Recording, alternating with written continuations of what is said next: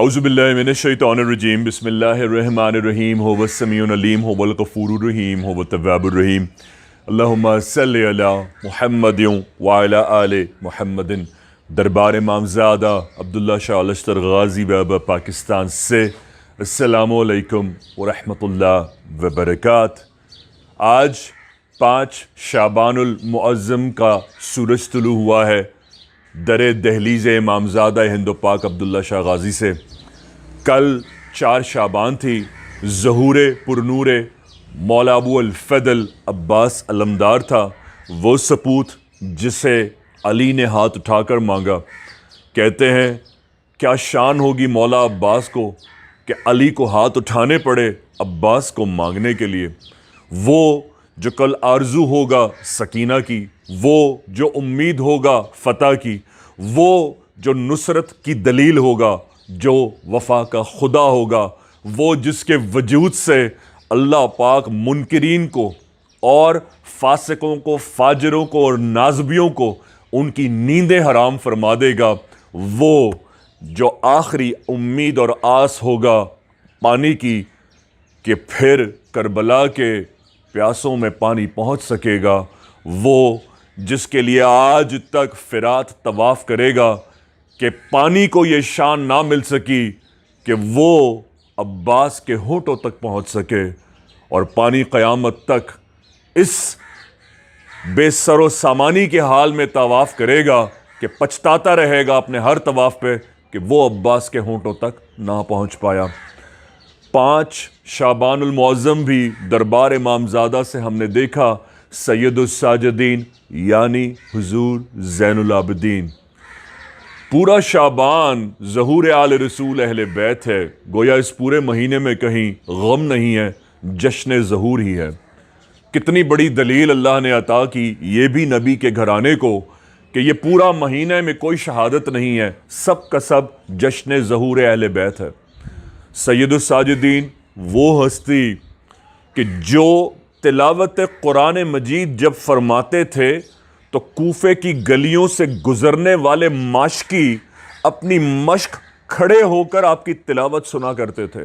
اور بھول جاتے تھے کہ کتنا منو وہ بوجھ انہوں نے اپنی کمر پر اٹھایا ہوا ہے۔ وہ سید الساجدین جو بیمار کربلا تھے، جو سب سے کم سن سکینہ کے بعد اور اصغر کے بعد گواہ تھے اس داستان کربلا کے، جو اتنی معصوم ایڑیوں کے ساتھ، بیڑیوں کے ساتھ شام پہنچے، جنہوں نے اپنا عمامہ کھول کر سکینہ کو کفن دیا، لحد میں اتارا۔ وہ بیمار کربلا کہ جس کی جہد اور عبادت امیر مختار کو جب ملے گی تو وہ یہ جملہ فرمائیں گے، اے امیر مختار تو نے ہمارے اہل بیت کے کلیجوں کو بدلہ لے کے حسین کا سکون پہنچایا ہے۔ وہ سید الساجدین کہ جو ہر سال 2 بار اپنی پیشانی سے نشان مبارک سجدے کا کٹوایا کرتے تھے، جو طویل سجدوں کے باعث اتنے مشہور ہوئے کہ سید الساجدین کہلائے۔ آل رسول نے یہ سجدوں کی قیمت ادا کی ہے کربلا میں، پیاس کی قیمت عطا کی ہے کربلا میں۔ یہ آل رسول اور اہل بیت ہی ہیں کہ نانا کو معراج پر بلا کر اللہ نے سارے تحفے عنایت فرمائے، اور 63 سال میں نبی کی شیب ابی طالب سے لے کر نبی کے مصائب سے لے کر سارے تحفے نانا کو عطا کیے، لیکن وہ سارے تحفے وصول اہل بیت سے فرمائے۔ نماز عطا کی نبی کو، لیکن شہادت سے کربلا میں حسین نے ادا کیا۔ پیاس اور زمزم عطا کی نبی کو، لیکن اسی پیاس کا امتحان کربلا میں اہل بیت سے کیا۔ اسی طرح نبی سے ساری امت کو اعلان کہلوایا کہ تمہارے لیے 2 چیزیں چھوڑے جا رہا ہوں، میں تم سے رسالت کا اجر اور ریٹرن کریڈٹ نہیں چاہتا، صرف یہ کہ میرے اہل بیت سے پیار کرو۔ اس امت نے اس احسان کو اتنی اچھی طرح پہچانا ہے نا کہ پیاسا آل رسول کو ذبح کر دیا ہے۔ وہ تمام تحفے جو نبی کو ملے تھے اللہ نے وہ شہادت بنا کر، پیاس بنا کر، ہجرت بنا کر اور زندان میں ٹھہرا کر بیڑیوں کے ساتھ، اور بیٹیوں کو، اپنی آقا زادیوں کو، اپنی نبی زادیوں کو برہنہ پا بازار شام سے گزروا کر تمکنت کے ساتھ یزید کے دربار میں پہنچ کر اس کو اس کی اوقات قیامت تک یزید زادوں کو دلا کر سمجھا دیا اور بتا دیا کہ نبی زادے کون ہوتے ہیں، علی زادے کون ہوتے ہیں، حسین زادے کون ہوتے ہیں، نسب زادے کون ہوتے ہیں، قرآن والے کون ہوتے ہیں،